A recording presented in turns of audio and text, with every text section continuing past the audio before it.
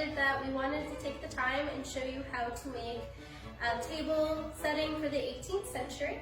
So a few things before we start. You may notice currently I'm not wearing gloves. This is on purpose. I've washed my hands with soap and water and taken off my jewelry.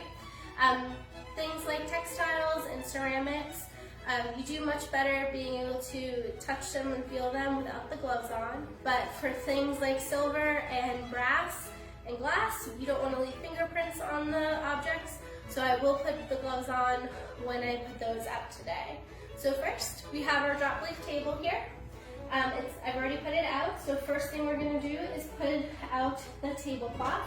And a note too, these things in the 18th century, the washing of the linens, the cleaning of the plates, the polishing of all the silver, and the cooking of the meals, the service of the meals would have all been done by the enslaved workers of the house.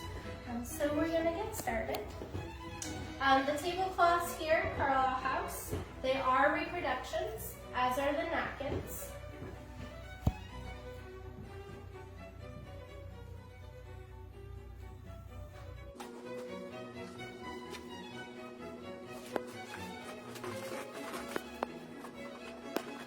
So the next thing we're going to put out are our napkins. They're also of cloth, and you can see I've folded them 3 ways.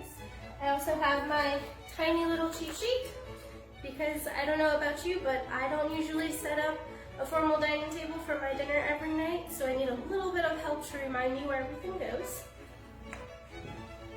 And today we're setting up the 4 people.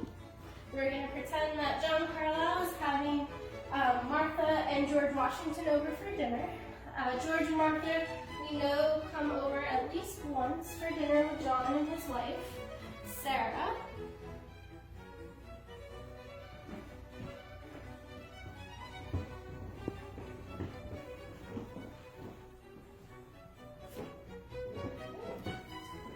So next that's going to go out are our 18th century Chinese export porcelain.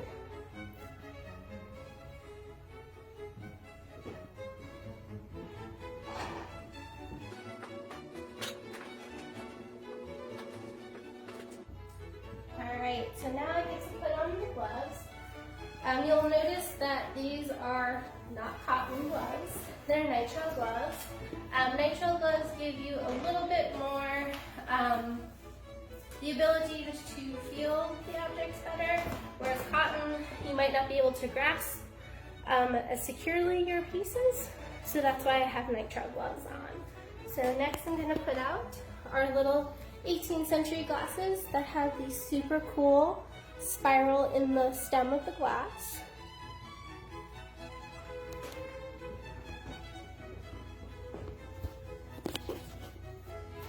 And if you notice, I'm carrying one object at a time.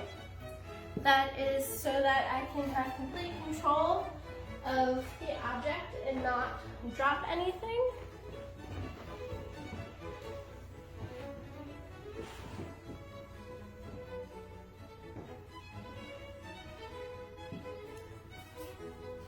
Before I forget, the next thing are our brass candlesticks.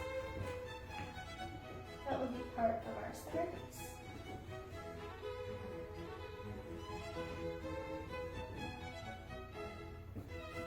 So next we'll go out with our silverware. Our silverware is 18th century, and we have stored them in these great little silver cloths to help protect them from tarnishing and rusting while they live in our collection storage. Got some nice 18th century forks. You can see the mark on the back. So these guys go next to the plate between the napkin.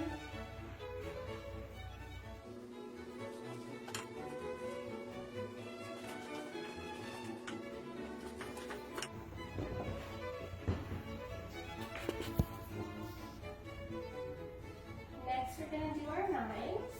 Again, our 18th century knives, they look a little bit different than the knives we have today.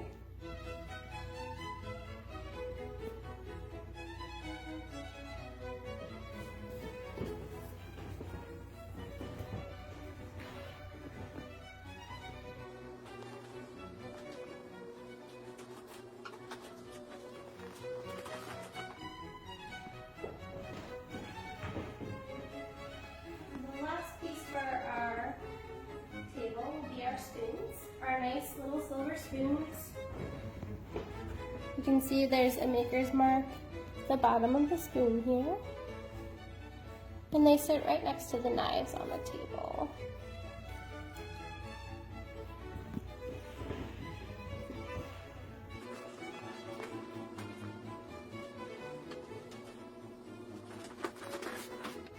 The only thing missing from our table setup is our chairs. So we have a set of 12 chairs in the room, and I'm going to show you how we pick up our 18th century chairs. We do not grab them from the top of the chair. You actually lift it from the bottom of the seat. And you lift it to put it into position. So we'll do that 3 more times.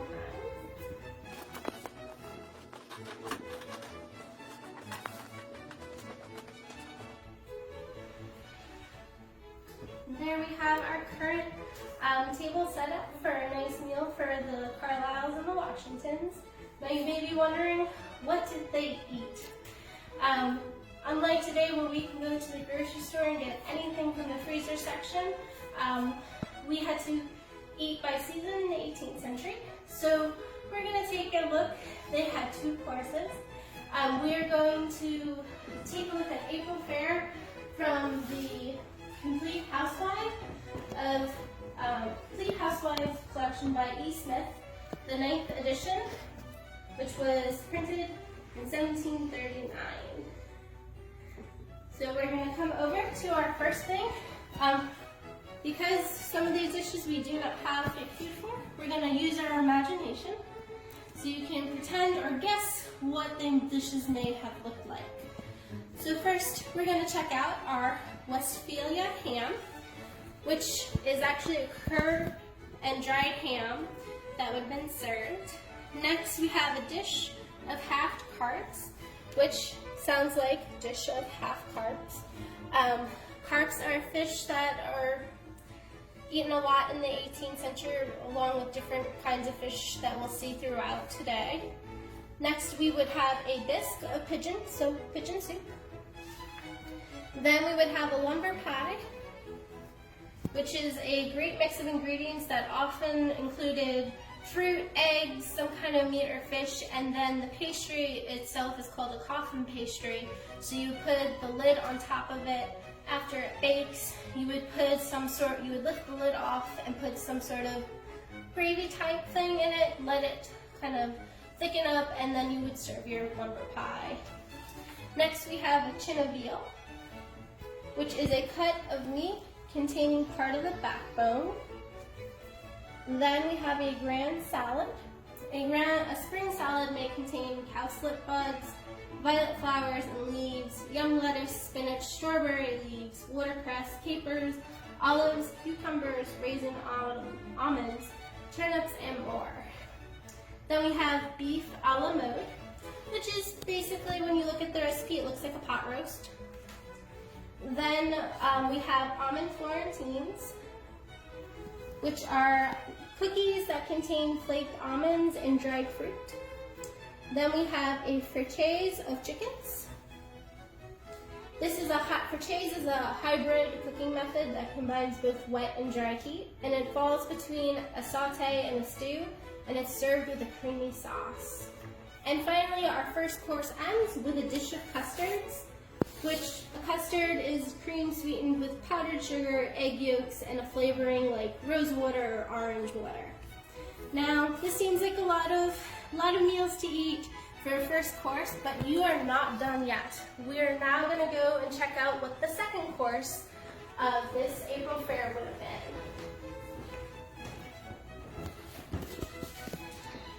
So first we're going to start with our green geese and ducklings. So green geese is a young geese, and these guys would have probably been served like the chicken franchise or the beef a la mode.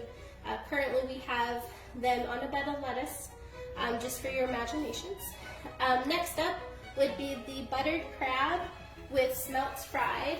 Buttered crab is, they basically take boiled crab that has a mixture of eggs, wine, vinegar, sugar, and they put them in a container with butter and stew them then serve them. And then a smelt is a small fish, a little bit bigger than an anchovy or sardine, and they would fry those up.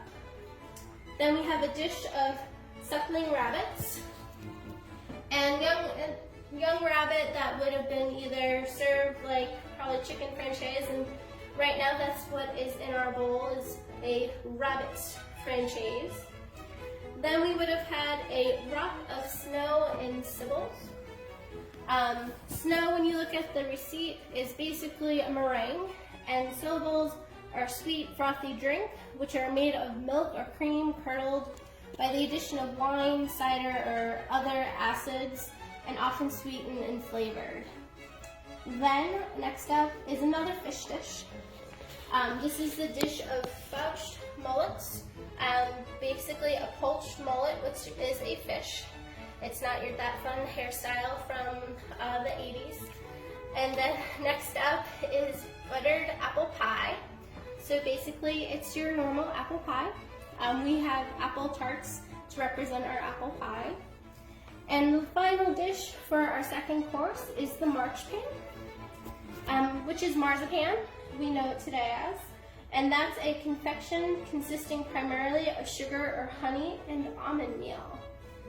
So the meals throughout the year would change up depending what was in season and what the Carlyles would be able to obtain.